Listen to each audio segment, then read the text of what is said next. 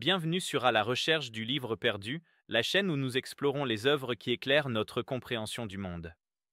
Aujourd'hui, nous plongeons dans un classique intemporel de la science-fiction, Fahrenheit 451 de Ray Bradbury. Publié en 1953, ce roman dystopique nous transporte dans une société où les livres sont interdits et brûlés, et où la pensée critique est remplacée par le divertissement de masse.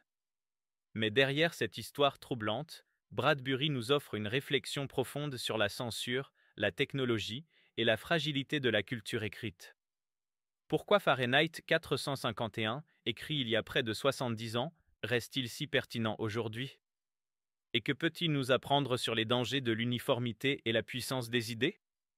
Dans cette vidéo, nous allons explorer les thèmes centraux de ce roman, son contexte historique et les leçons qu'il nous offre encore dans notre époque hyperconnectée.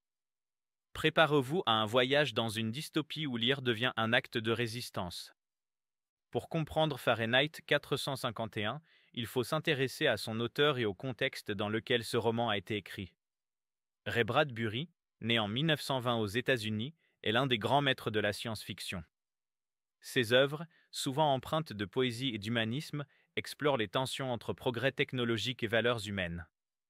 Fahrenheit 451 est publié en 1953, en pleine guerre froide. C'est une période marquée par la peur de la censure, l'omniprésence des médias de masse et les angoisses liées à l'avènement de nouvelles technologies. Bradbury s'inspire de ces préoccupations pour imaginer un futur où les livres sont considérés comme dangereux, car ils contiennent des idées susceptibles de perturber l'ordre établi. Le titre du roman, Fahrenheit 451, fait référence à la température à laquelle le papier prend feu. Mais derrière cette image saisissante, Bradbury adresse une critique subtile. La censure ne commence pas nécessairement avec des flammes, mais avec l'indifférence, la peur de la différence et la quête du confort intellectuel. Ce message, bien qu'écrit dans le contexte des années 1950, reste universel et intemporel. Fahrenheit 451 de Ray Bradbury est bien plus qu'un roman dystopique. C'est un appel vibrant à préserver la richesse de la culture écrite, à défendre la liberté d'expression et à cultiver une pensée critique. Ce livre, avec sa profondeur et sa puissance, reste une œuvre essentielle dans un monde où le savoir est souvent menacé par la superficialité. Si cette vidéo vous a donné envie de découvrir ou de redécouvrir ce chef-d'œuvre, je vous ai mis un lien en description pour commander le livre. Merci d'avoir suivi cette exploration. Et vous, quel rôle les livres jouent-ils dans votre vie? Partagez vos réflexions dans les commentaires. À très bientôt sur À la recherche du livre perdu. Plongeons maintenant dans l'histoire de Fahrenheit 451. Le roman suit Montag, un pompier dans un monde où les pompiers ne combattent plus les incendies, mais les provoquent en brûlant les livres. Montag vit dans une société où la lecture est interdite et où les écrans omniprésents remplacent la réflexion et la conversation. Au début du roman, Montag est un agent zélé du système. Mais sa rencontre avec Clarisse, une jeune voisine curieuse et rêveuse, bouleverse sa vision du monde. Clarisse lui pose des questions simples mais profondes, qui éveillent chez Montag un doute sur la valeur de son travail et sur le sens de sa vie. Le tournant du récit survient lorsque Montag assiste à la mort d'une femme qui préfère périr avec ses livres plutôt que de les voir brûler. Cet événement marque le début de son éveil. Il commence à lire en secret et à découvrir la richesse et la complexité des idées contenues dans les livres. Fahrenheit 451 n'est pas simplement une dystopie sur la censure. C'est une réflexion complexe sur les menaces que représentent la passivité intellectuelle, le conformisme et l'érosion de la culture. Ce qui rend ce roman si puissant, c'est qu'il ne se limite pas à critiquer la censure imposée par les autorités. Bradbury montre aussi que la censure peut être volontaire, née de l'indifférence ou du rejet des idées complexes. Un des thèmes centraux du livre est le pouvoir des idées. Dans une société où tout est simplifié pour ne pas heurter les sensibilités, les livres représentent un danger. Ils offrent des perspectives diverses, soulèvent des questions inconfortables et poussent à réfléchir.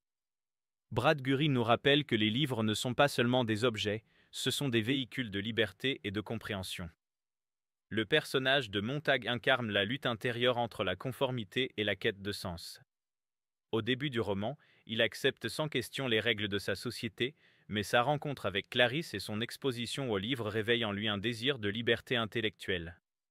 Cette transformation symbolise l'idée que chacun a le potentiel de s'éveiller et de résister, même dans un monde oppressif. Sur le plan culturel, Fahrenheit 451 a eu un impact énorme. Il a inspiré des générations de lecteurs, de cinéastes et de penseurs à réfléchir sur la liberté d'expression et la place de la culture dans nos vies.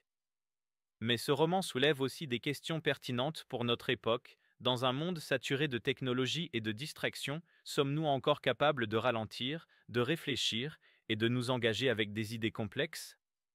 Bradbury, bien qu'il écrive dans un contexte de guerre froide, anticipe des enjeux modernes. La montée des écrans, la polarisation des opinions et la superficialité du discours public sont autant de thèmes qui résonnent avec notre époque.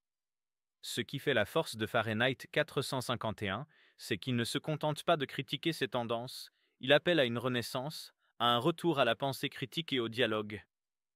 Quelles leçons pouvons-nous tirer de Fahrenheit 451 aujourd'hui? Ce roman, bien qu'il décrive une dystopie, offre des enseignements précieux pour notre époque. La première leçon concerne la valeur du savoir. Bradbury nous rappelle que les livres ne sont pas simplement des collections de mots. Ce sont des outils qui nous permettent de comprendre le monde, d'explorer des perspectives nouvelles et de développer une pensée critique.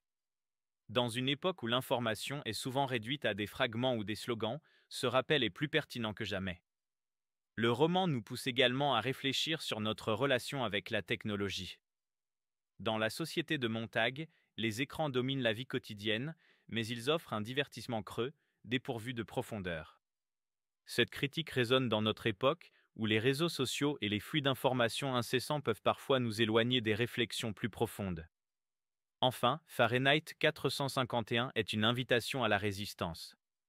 Bradbury montre que même dans les contextes les plus oppressifs, il est possible de préserver la culture et la liberté intellectuelle. Cette idée est particulièrement inspirante dans un monde où les débats sur la liberté d'expression et la désinformation sont omniprésents. Chaque lecture, chaque réflexion et chaque discussion sont des actes de résistance contre la superficialité et l'uniformité.